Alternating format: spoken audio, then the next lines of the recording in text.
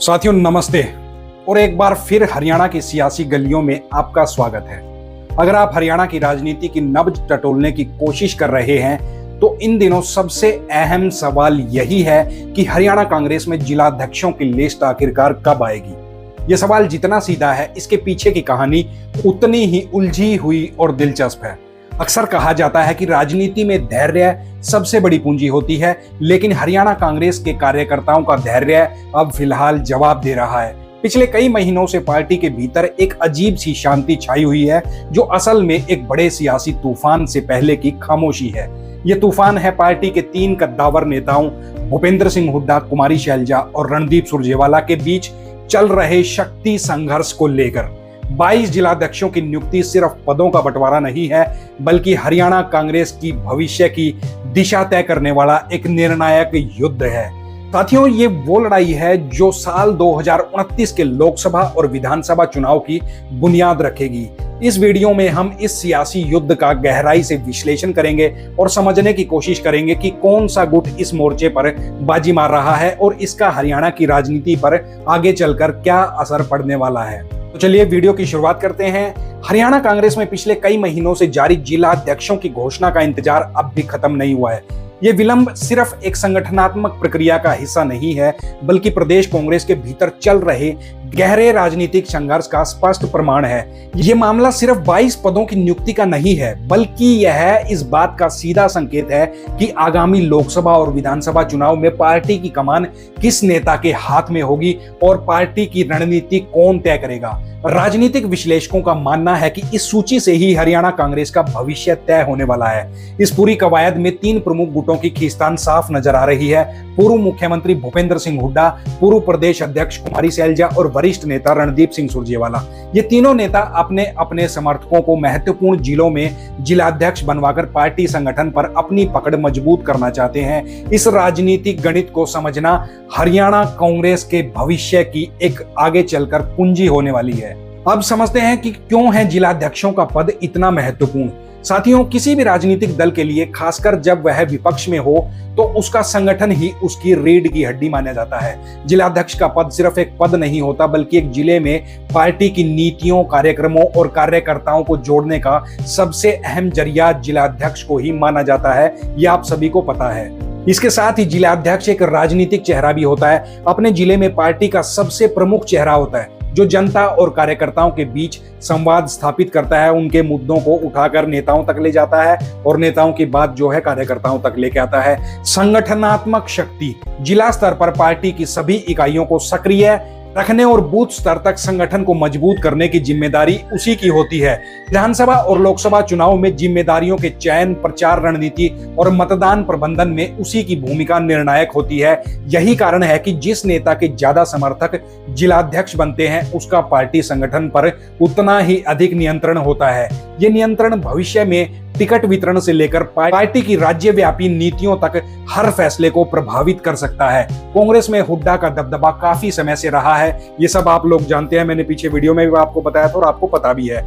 लेकिन साल 2019 में विधानसभा चुनाव से पार्टी में गुटबाजी खुलकर एक बार फिर सामने जनता के आ गई थी। कुमारी शैलजा को प्रदेश अध्यक्ष बनाकर हुड्डा के एकाधिकार को चुनौती देने का प्रयास किया गया था। हालांकि बाद में उदयभान को प्रदेश अध्यक्ष बनाया गया था, जिन्हें हुड्डा का सबसे करीबी माना जाता है। इस बदलाव ने हुड्डा गुट को मजबूती दी, लेकिन शैलजा और सुरजेवाला अभी भी पूरी ताकत से अपनी जगह पार्टी में बनाए हुए हैं। चयन प्रक्रिया और देरी के पीछे के क्या कारण हैं, उसके बारे में भी एक विश्लेषण बताते हैं। कांग्रेस ने जिलाध्यक्षों का चयन करने के लिए एक प्रक्रिया का पालन किया है, जिसमें AICC यानी कि ऑल इंडिया कांग्रेस कमेटी ने पर्यवेक्षक भेजे थे। इन पर्यवेक्षकों ने सभी जिलों में जाकर कार्यकर्ताओं और स्थानीय नेताओं से वहां की राय ली थी। इस प्रक्रिया के तहत हर जिले से 6 संभावित नामों का एक पैनल तैयार किया गया, जिसे दिल्ली में आलाकमान के पास वहां पर भेज दिया गया। ये प्रक्रिया जून माह में शुरू हुई थी और उम्मीद थी कि जुलाई के अंत तक ये सूची जो है वो जारी हो जाएगी, लेकिन अब अगस्त आ गया है और अब तक कोई भी घोषणा नहीं हुई है। देरी के पीछे कई ठोस कारण हैं। पहला कारण है गुटों के बीच खींचतान। सबसे बड़ा और स्पष्ट कारण तीनों गुटों के बीच की खींचतान है। हर गुट अपने समर्थक को अधिकतम पद दिलवाना चाहता है। दिल्ली में आलाकमान के सामने चुनौती है कि वो सभी को संतुष्ट करके एक ऐसा संतुलन जो है वो स्थापित करे जिससे किसी भी गुट में असंतोष की लहर ना बने। वहीं दूसरा पॉइंट जो है वो है जातिगत और क्षेत्रीय समीकरण। हरियाणा की राजनीति में जातिगत और क्षेत्रीय समीकरणों का महत्व सबसे ज्यादा है। जिलाध्यक्षों की नियुक्ति करते समय पार्टी को यह भी सुनिश्चित करना होता है कि सभी प्रमुख जातियों जैसे कि जाट, नॉन जाट, दलित, ओबीसी और वहीं इसके साथ क्षेत्रों जैसे दक्षिण हरियाणा, उत्तर हरियाणा, जीटी बेल्ट को उचित प्रतिनिधित्व मिले। ये पार्टी इसका खास ख्याल जो है खास ध्यान रखती है। इस संतुलन को साधने में काफी समय भी लगता है। तीसरा पॉइंट है साथियों चुनावों की निकटता।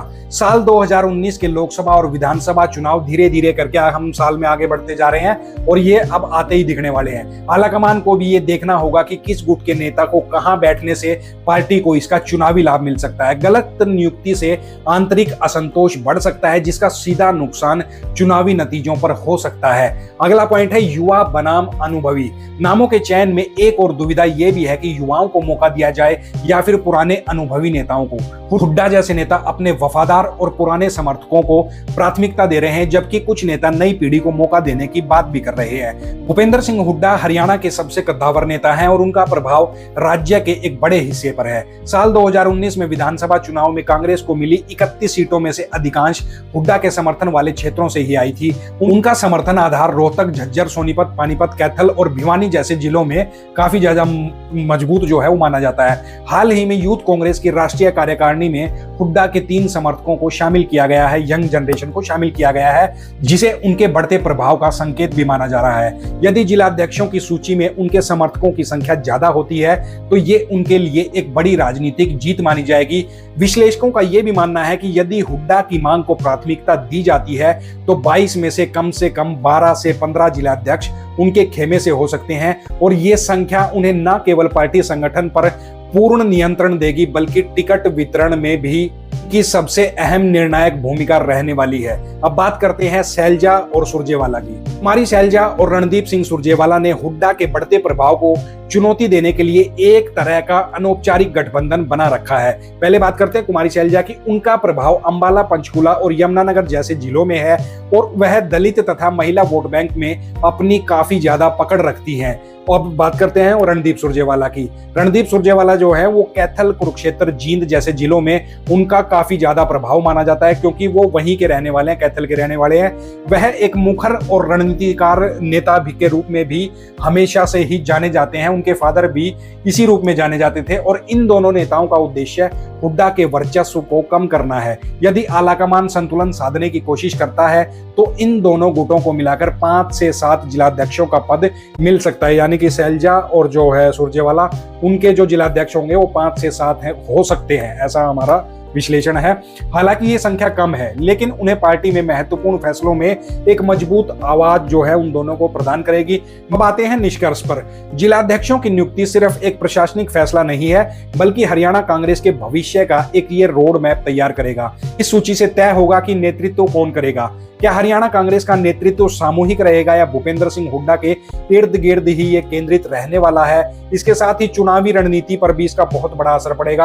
आगामी चुनाव में पार्टी की रणनीति क्या होगी और टिकटें किसे मिलेगी, इसका संकेत भी इसी सूची में आपको देखने को मिल जाएगा। और अगला रहेगा कि कार्यकर्ताओं का मनोबल इससे बढ़ेगा या घटेगा। यदि फैसला गुटबाजी से प्रभावित होता है तो बाकी गुटों के कार्यकर्ताओं का मनोबल गिर सकता है, जिसका सीधा असर आगे आने वाले विधानसभा और लोकसभा चुनाव पर आपको देखने को मिल सकता है।